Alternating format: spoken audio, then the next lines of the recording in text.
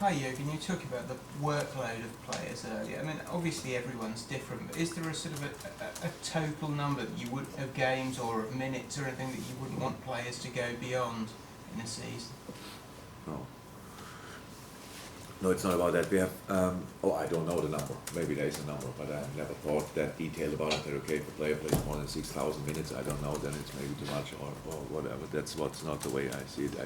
I'm in the business for quite a while, and everything increased. The tempo increased. When I watch games, when I played, the time, not me playing, but the time, it looks like slow motion in comparison. And we were at that time already exhausted when the game was finished. But it looks like slow motion. Everything is quicker in this game. And have a look at these games. It's like brilliant players, bad pitches, bad balls, all these kind of things. It was unbelievable. All these players would be today world class. That time would be world class now. But the physical level is so different. So the players are better trained. But still, the competition, you cannot be carried with training. It's a little bit like in medicine. In medicine, you have pretty early a diagnosis, you know that, but it's not that, but a treatment is not there yet developed. Let me say like this, we know what it is, okay, what can we do? Yeah, let's see. So, and that's exactly now the same. We have actually the diagnosis, we know it's too much. And we can help. So we all know it. So we want to see people like, we want to see in the prime, Messi and Cristiano Ronaldo playing all the time. So, but all the other whoever brilliant play in our team as well. You want to see play them all the time. So, but that's actually not possible without getting injured or being lucky. You can prepare yourself as good as possible. In the end, it's really tough. And it's in other sports the same. And we come back to this thing in contact sports. Other contact sports, they have all long breaks in the summer. These international players, we saw now Brady at Manchester, talking to Cristiano, he had a 4-month break. That's why he can play until he's 54 or whatever. So that's completely different. In contact sports, football is the only sport with no break for players.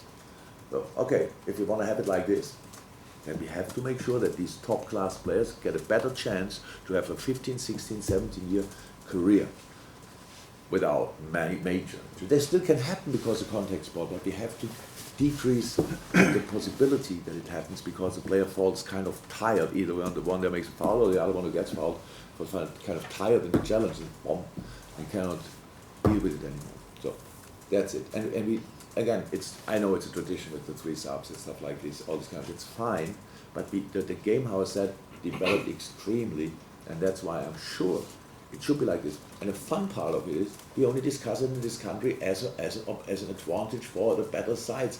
All the teams who are now at the bottom of the table, I'm really sorry. They are now there with 3 subs, they would be there with 5 subs. There's nothing to do with it. It's nothing to do with it, but it helps all the players. And now the teams who play 1 game a week tell us, but for me it's okay. We talk not about you in first place, we talk about the players who have no international break, because I have a week off next week. And I'm not sure, Scotland again would have off because they don't have qualifiers, and now that they organize friendly games. So boom, just play them. So, and that's how it is. Right? So we have just to make sure that we really protect the most important ingredients of this game. And that's the players, and nobody else. We'll have Paul Gorse, then we'll go to Dave Maddock, and then we'll move on to the Sundays, okay? Yeah, again, I just wanted to ask about Joe Gomez. Probably hasn't played anywhere near as much as he'd like. Tough one coming back from the injury. Konate came in, has settled in quite well.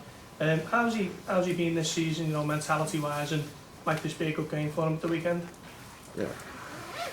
Good. Joe is outstanding centre-half and even better boy. So it was good, but of course it's not the situation with Victoria. It was really long injured and came back and you think, okay, I'm ready, let's go. And then we had the problem with, not a problem, the situation with the 3 others could start earlier, could gain rhythm, stuff like this, game after game. And a bit unlucky in a FA Cup or Carabao Cup round when Joey got actually was not positive, right? I think he was not positive in that moment, but it was a false positive test, so he couldn't play. And so unlucky on top of that, yes, he's a top class player. So an inch worse than all the other three are playing, but the other three have rhythm. That's why they play more often. That's a little bit the problem we have. But for the club, with our aims and our ambitions, we have. Yeah, it can happen. Will not last forever, but so far it happened like this, and yeah, the next game would be a good opportunity. It's true. Yeah. Your first time out of the house, or what? I saw you since 2 years only on the screen.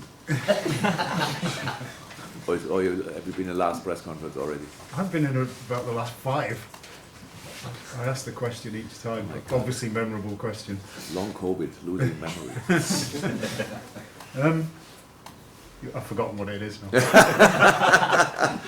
Yeah, you're in an unprecedented position, Liverpool. In the club's history, they've never been in this position. They're still in full competitions at this stage of the season. Well, you've won one, so you're still in that. I know that you like, obviously it's the next game, and that's clearly the way that you and the players are taking it. But does this weekend, when you're getting the Champions League draw today, you're playing in the FA Cup quarter-final, Champions League draw quarter-final, FA Cup quarter-final, and then your next Premier League game, you can go top of the Premier League if you win it. Does that kind of at least give you that moment when you realise what you're in? What this sort of you're in a position of history, of making history. If any time you're going to step away from just the next game, is it maybe this weekend? No, I can see that, but it's people might do that. I have no idea. But if you do it and if you use that weekend, we are already out. We should not even try to go to Nottingham. If it just goes in that direction, so like a little bit of a relief. That's a problem that we have. If you take the foot only a little bit off the gas, not even fully, just a little bit, gone. 3 competitions. See you later. No chance. So and again, I like being in a situation, getting asked. I have these things because that means we are obviously in quite a good position. The only problem is I don't have the appropriate answers, because the only thing there are much smarter people out there. The only way I can do it is really be focused on the next game. I just have not enough space to think about different stuff, and I don't have to. And somebody told me that they could play 18 games or whatever. I have no idea whether you want to fit them all in. To be honest, I don't know. What? It's 22nd of May, and a week later it would be the Champions League final. Where are they all? The FA Cup final would be the week before the Champions League final. No, the week before the season final. So it means that game must be rearranged as well. So it's not, the calendar is not made for a lot of success for the same team, maybe fair. So, because that's, at one point you have to make, okay, now we can focus on that or whatever. The only way I know is be completely focused on the next game, and that's Nottingham. And we have already more problems than I wish. So, because one position, blah, blah, blah, here, COVID there, here, there, and then Nottingham coming up. So with the, championship side, by a really good moment. So Steve Cook is doing a brilliant job there, and all these kind of things. It's just, you can see how they're set up. It's in their system. They are a big talent in the team as well. The right side, probably the whole Premier League is after them. These kind of things. So it's a really tough one. And the challenge in this moment is to know about the positivity of the situation, but to push it aside and be just as greedy, angry, desperate to win the next game as if you were in the worst position in the table. Like, if you don't win that, then it's all over. That's the situation we are in. To get always before kick-off the one team nobody wants to play against, and we try that again against Nottingham. Okay, well, Andy, up and now, if you give a fair crack to the Sundays. So everything from this point